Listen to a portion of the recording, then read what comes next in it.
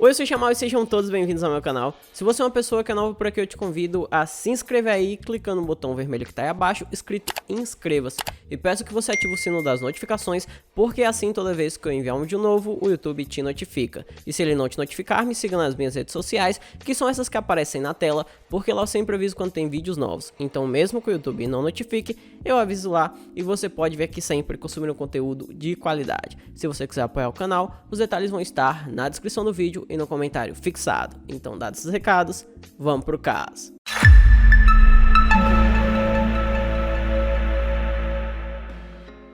Ryan Carter Poston nasceu no dia 30 de dezembro de 1982 e na época do caso ele vivia no Kentucky, nos Estados Unidos. Na juventude, Ryan era descrito como um garoto brilhante, que era muito inteligente e estudioso. Ele tinha 3 irmãs mais novas e a família dele era muito ativa na comunidade onde viviam. Por grande parte da vida, ele viveu junto com os pais, Lisa e Jay Poston, até que eles se divorciaram. Mas mesmo após o divórcio, eles mantiveram uma relação amigável e sempre estiveram próximos a seus filhos. Como foi dito anteriormente, o Ryan gostava muito de estudar, assim como as irmãs dele também.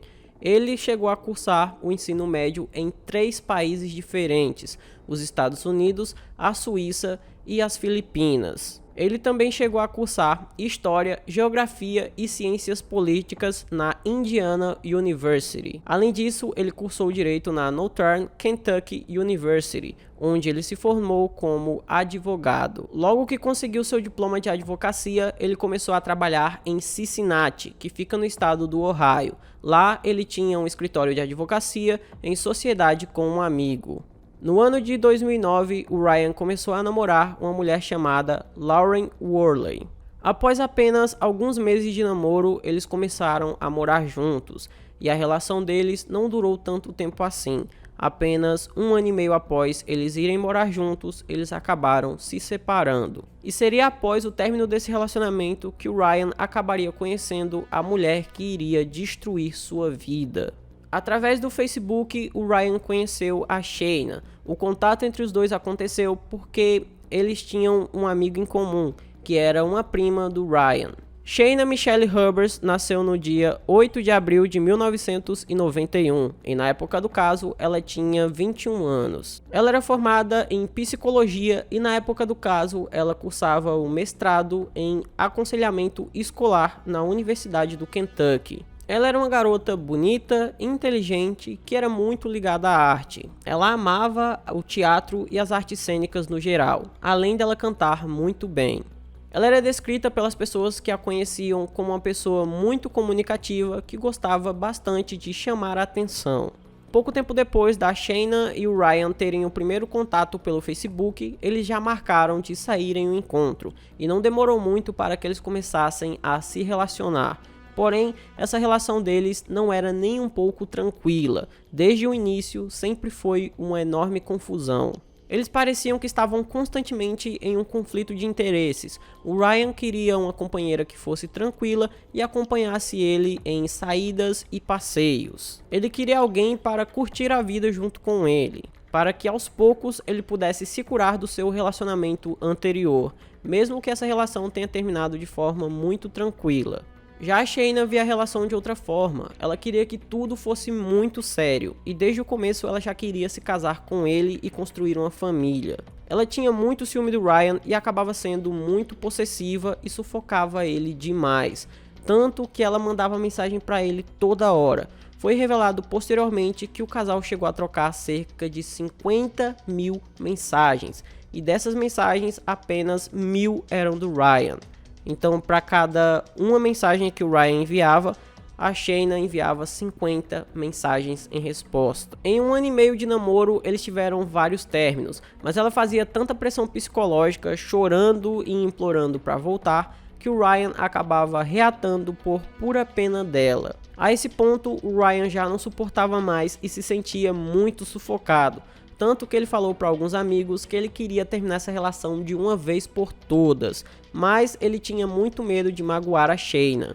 Se ele tivesse seguido o coração e terminado essa relação o mais rápido possível, talvez ele tivesse conseguido se livrar do fim trágico que ele acabou tendo.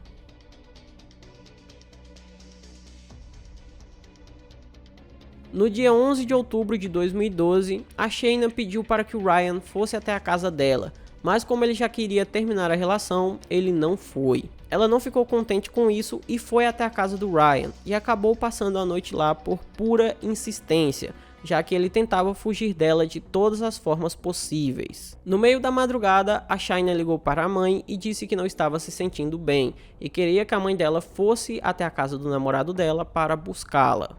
A mãe da Shayna atendeu o pedido dela e foi até lá. Então o Ryan acabou ouvindo um barulho e acordando no meio da madrugada, e ele viu a sogra e a namorada conversando no sofá.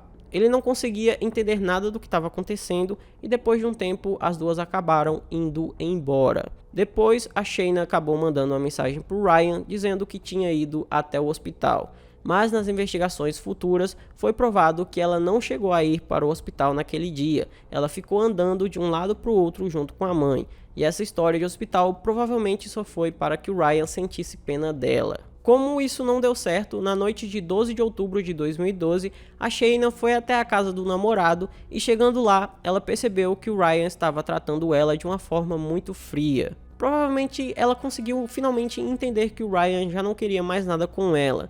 Então, foi nessa hora que a Shayna Rubbers pegou a arma do próprio Ryan e atirou nele 6 vezes. Com isso, o Ryan perdeu a vida instantaneamente. Depois disso, a Shayna ligou para a polícia e disse o que tinha feito, mas na ligação ela dizia constantemente que seu ato havia sido em legítima defesa. Ela foi levada até a delegacia e em seu interrogatório ela disse que o namorado era muito abusivo e possessivo. Ela também disse que o Ryan acusava ela de coisas que ela não havia feito e ele era muito ciumento. Essas alegações não condiziam com as atitudes do Ryan. Parecia que ela estava falando do que ela mesma fazia, porque a pessoa abusiva e tóxica nesse relacionamento era ela e não o Ryan. O interrogatório dela durou por várias horas e a todo momento ela fazia umas perguntas muito idiotas para os policiais. Ela perguntava coisas tipo: eu posso levar meu celular para prisão?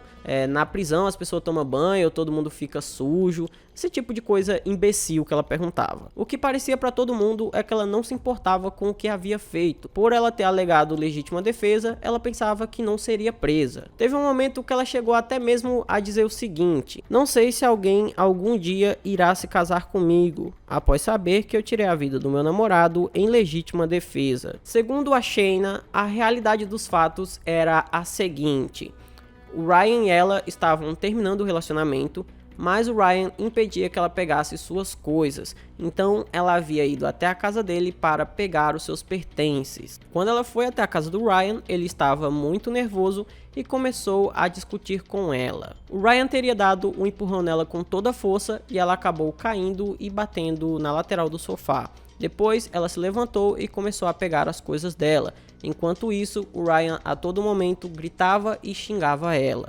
Depois de um tempo, ela percebeu que o Ryan estava se dirigindo até uma mesa onde estava uma arma. E por pensar que ele pegaria aquela arma, ela se adiantou, pegou a arma primeiro e atirou nele. O disparo acertou o rosto do Ryan. E ao ver que o rosto do namorado ficaria deformado caso ele sobrevivesse, ela resolveu atirar mais 5 vezes para terminar o sofrimento dele, para acabar com a dor do namorado. Rapaz, esse negócio é tão idiota que eu não consigo nem imaginar uma pessoa dizendo um negócio imbecil desse para a polícia. Além de ter dito essa idiotice que eu acabei de falar para vocês, enquanto ela estava rindo, ela falou o seguinte: ele era muito vaidoso e sempre quis uma cirurgia plástica no nariz, então eu dei a plástica que ele tanto queria. A Shayna não se sentia culpada de ter tirado a vida do namorado, e ela dizia que a culpa de tudo era do próprio Ryan por ele ter armas em casa. Teve um momento que os policiais deixaram ela sozinha na sala de interrogatório e ela se levantou e começou a andar de um lado para o outro enquanto dançava e cantava.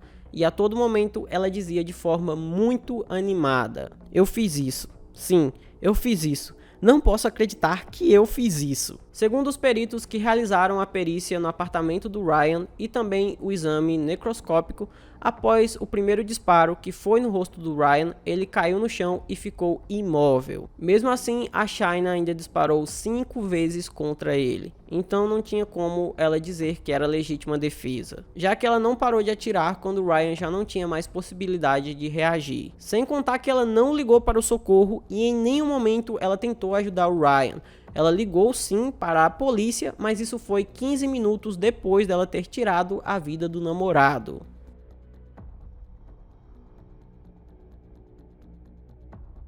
No dia 23 de abril de 2015, Shaina Michelle Hubbers foi julgada por ter tirado a vida de Ryan Carter Poston. No primeiro julgamento, a Shaina recebeu 40 anos de prisão e os advogados dela recorreram da sentença alegando violência doméstica.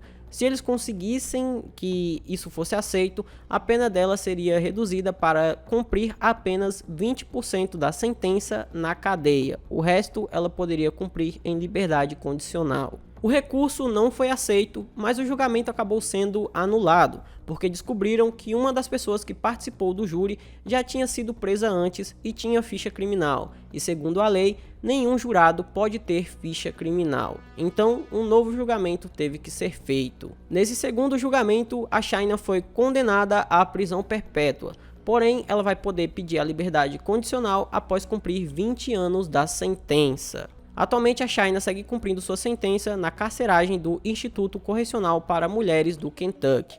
Então, esse foi o vídeo de hoje, espero imensamente que vocês tenham gostado da forma como eu narro os casos e nunca do que essas pessoas fazem. Se você gostou, deixa o seu like aí, se inscreve no canal, manda para todos os seus amigos, me siga em minhas redes sociais. Por hoje é só, até a próxima e tchau!